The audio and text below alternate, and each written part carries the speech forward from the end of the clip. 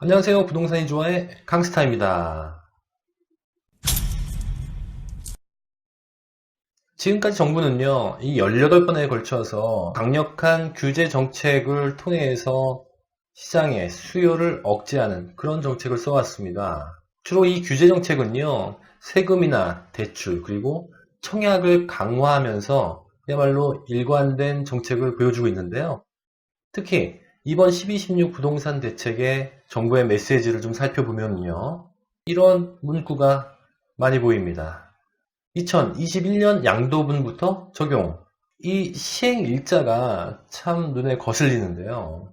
거기에다가 시세 15억 원 이상은 대출 전면 금지라는 내용이 있죠. 제가 보기에는요, 정부는 메시지를 강력하게 던지고 있는 것 같습니다. 즉, 2020년까지 집을 팔아라 라는 메시지인데요. 제 개인적인 생각을 좀 말씀을 드리면요.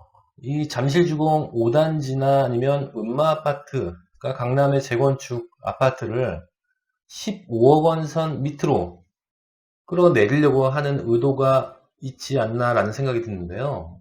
오늘 그 이야기를 좀 해볼까 합니다. 궁금하시면 끝까지 봐주시면 됩니다. 그리고 구독과 좋아요 잊지 마시고요. 네, 12월 16일 부동산 대책이 발표가 되고 지금이 오늘이 영상 찍는 날이 12월 26일이니까요. 약 열흘이 흘렀네요. 대책 발표 후에 이 10일 동안 서울의 부동산 시장은 어떤 방향으로 흐르고 있나 잠깐 살펴보고 가겠습니다. 제가 이전 영상에서 말씀을 드렸었는데요. 이 9억 원 이하의 아파트가 많은 이 노도강이나 아니면 금관구 같은 9억 원 이하의 아파트가 많은 지역은 풍선 효과가 일어날 것이다 라고 말씀을 드렸고요. 그리고 지금은 규제가 워낙 세기 때문에 당분간은 분위기를 파악하는 정도가 될 것이다 라고 제가 말씀을 드렸었습니다. 역시나 호가가 높아진 그런 매물이 나오고 있고요. 특히나 입시제도가 바뀌면서 학군 수혜를 받는 이 중계동 일대의 호가가 다른 지역에 비해서 수천만 원 더 높게 호가가 형성되고 있는 것 같습니다. 하지만 아직까지는요, 이 거래가 적극적으로 성사가 되지는 않고 있고요. 아마 매수자와 매도자가 어떤 상황이 될지 이 분위기를 살펴보는 그런 시간이 아닌가 싶습니다. 아무래도 이 중요한 정책이 발표가 직후에는 분위기가 어떤 식으로 흘러갈지 모르니까 섣불리 바로 계약하기에는 좀 부담스럽겠죠. 그런데 이 대목에서요, 많은 분들이 약간 조금 이렇게 오해를 하시는 부분이 있는 것 같습니다. 정부의 대출이나 세금 규제로 인해서요, 9억 원 이하의 아파트의 수요가 확 늘 것이라고 생각을 많이 하시더라고요. 수요가 느는 건 분명한데요. 그렇게 폭발적으로 확 늘 것 같지는 않습니다. 그 이유는요. 이 9억 원 이하의 아파트 수요와 이 9억 원이 넘는 아파트의 수요가 확연히 다릅니다. 다른 시장이라고 보셔야 돼요.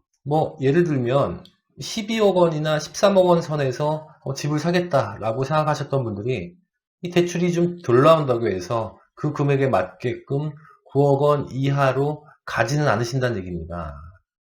즉, 눈높이를 낮춰서 9억 원 이하를 적극적으로 사야겠다라고 생각하시는 분들은 많지가 않다는 얘기인데요. 이런 분들은 차라리 그 9억 원 이상의 아파트들이 많은 그 지역에 전세로 눌러 계실 겁니다.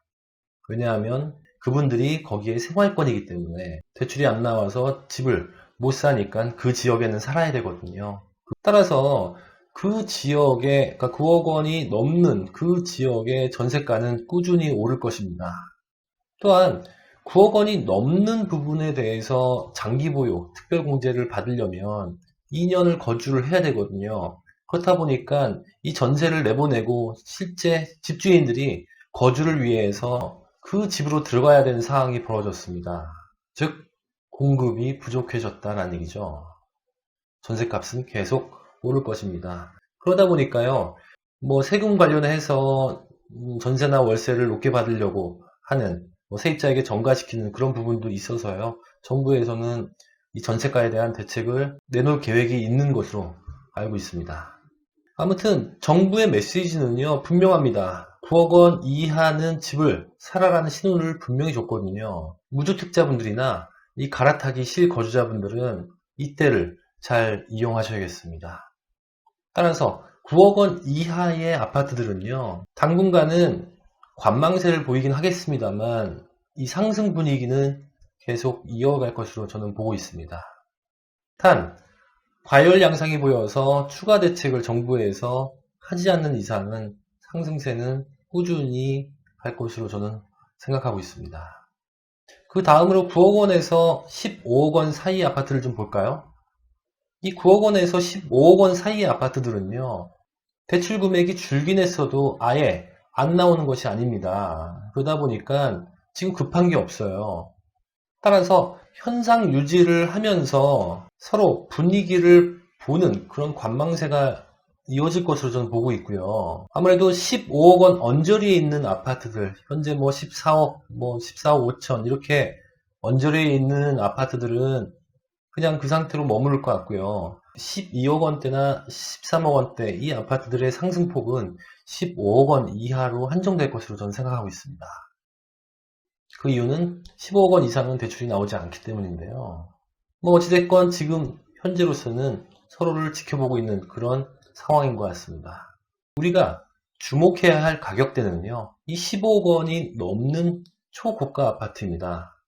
이들 아파트를 좀 살펴보려면요. 투자 수요가 많은 잠실주공 5단지나 음마아파트를 보면 분위기를 어느 정도 파악할 수 있을 것 같습니다.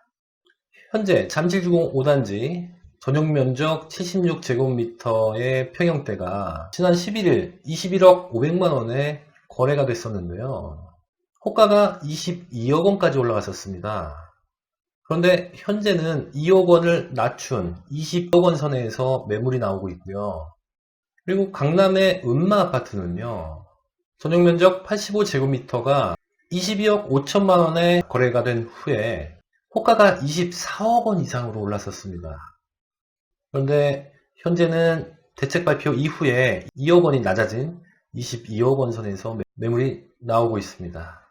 즉 12월 16일 부동산 대책 이전에 실제 거래했던 그 실거래가 약간 밑에 수준의 지금 매물이 나오고 있다라고 보여지는데요. 이것은 심약한 주택 보유자가 이 공포심에서 내놓는 그런 매물이라고 볼 수 있겠습니다. 앞으로는요, 이런 분들이 점점 늘어나면서 매물이 쌓일 것이고요. 호가는 점점 낮아질 것입니다. 저는 이번에 12.16 부동산 대책을 살펴보면서요, 딱 이런 생각이 떠올랐습니다. 여러 가지 종합적으로 살펴봤을 때 잠실주공 5단지와 음마아파트를 15억 원 선 밑으로 내리려고 하는 게 목적이었구나 라는 생각이 깊게 들었습니다. 만약에 이 잠실주공 5단지와 음마아파트를 잡는다면 15억 원 선 밑으로 내린다면 수도권 집값은 잡은 거나 마찬가지 이런 느낌?